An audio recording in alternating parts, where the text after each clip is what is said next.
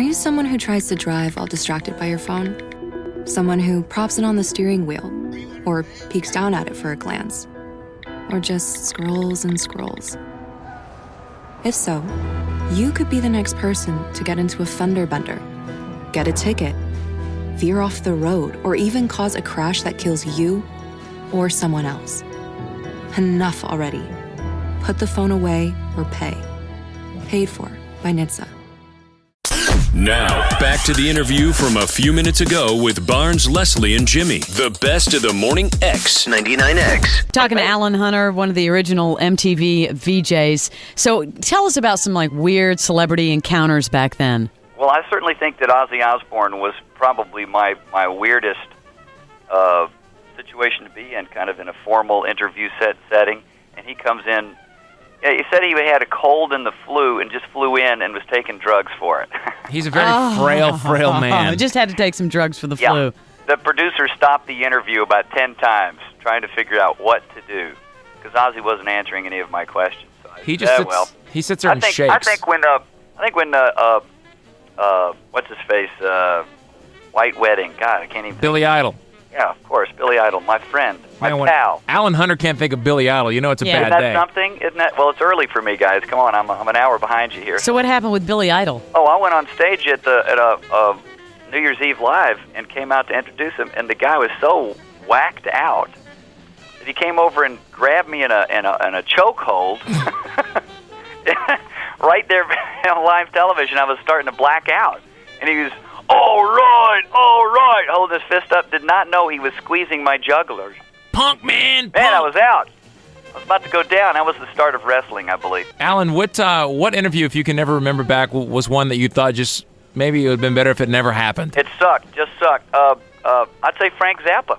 Zappa? Did he go off on you? What happened?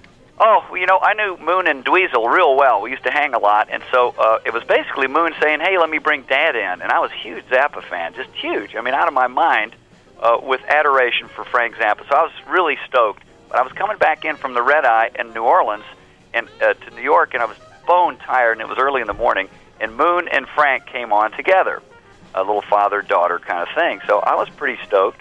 But my first question, he answered with, what do you mean? What'd you ask him? Well, I forget. But it was, I don't know. It probably was good morning. Well, what do you mean by that? I mean, the guy was cantankerous, ornery, and gave me yes, no. I was miserable. I was sweating, and Moon was... What a letdown, too, because you loved him so much. What did Moon say? Well, she was embarrassed. She kept whacking him on the arm. Dad! So he was really horrible, and I was just beat up.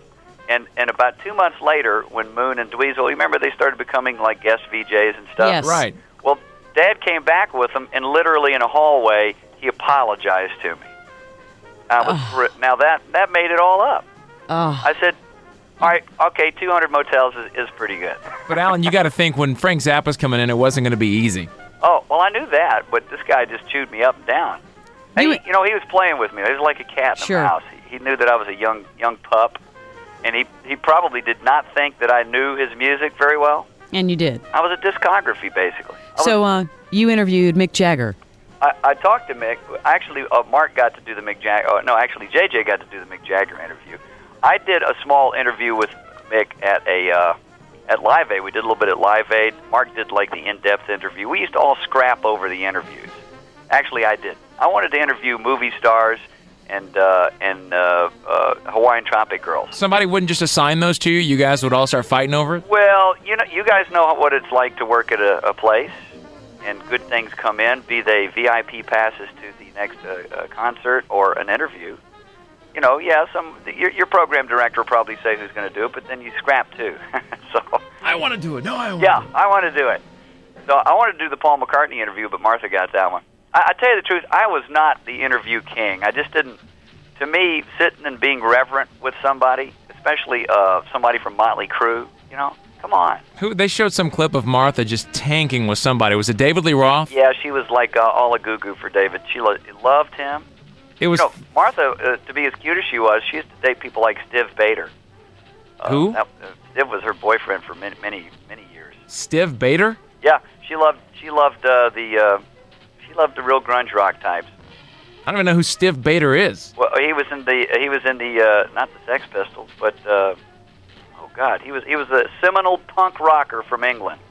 And you still get together with all those guys, all the MTV VJs? We do. Martha has got the cutest baby, and Jordan Tarlow, her longtime husband, is a real successful music producer for Revlon commercials and stuff like that. So they're doing great. Then we drink margaritas. We do not rehash the old times. I wouldn't think you'd be over it by now. You would think. Oh, hey, look, the '80s was great. Exactly. Well, you're definitely a piece of television history as one of the original VJs, but and we've never met you, so sorry to bring up the old times if we did too much. Oh, hey, no, not at all. I'm glad to be a piece of something. You're a piece. I thought you were going to say, You're a piece of shank. I'm looking good. Alan, one last thing before you leave. Everyone does the fish quiz before they get out of here. Oh, no. That's right. Now, you guys weren't innovative enough back there on old MTV to have a fish quiz. I'm totally unprepared, but I'm ready. Well, that's why. We don't want you to be prepared. Okay. You're going up against all other major celebrities that have come on unprepared. Is this like the Daily Show quiz? It's kind of like that. Okay. You all get right. 15 seconds to name as many fish as you can. Now, anything living underwater is accepted on the fish quiz. Anything alive underwater will count, so gather your thoughts. We'll give you a second. Okay. Speed is the key, Yes, Alan. Coolio is the champion. I'm not a fast rapper. Yeah, I'm not going to. He didn't rap it, but he was pretty quick. I'm not going to tell you He how was many fast. he got, but Come on, you do a little fish in there I'll in try. Bama. that'll put pressure. Okay, on your mark. Okay. Get set. Go. Crappie, bass, trout, eel. That's a mammal, isn't it? Eel. Angelfish, a porpoise fish, a dolphin fish. You're not supposed to say the fish word, I know. You know what, Alan? You came out of the gate, and I thought you were going to take care of business. This And is then you not stalled fair. out at number 5. It's all right. You got 7. Good, thank you. I realized that I choke under pressure. The champ had 15. Coolio had 15. I knew I wasn't going to even come close. You know what I really wanted to say? I just wanted to say the word crappy. Crappy. And last, I know you got to go, but I was in a magazine store doing a commercial for Books A Million, as a matter of fact. That Books A Million commercial, and behind me there's a magazine that said Crappy Strategies. Nice fishing The section. fishing section. Swear to God. Alan, it was nice to meet you. Hey, guys, have a Thank great you. time over there. Come on over and visit us. We'll Thanks, do it. Alan. The best of the Morning X. 99X.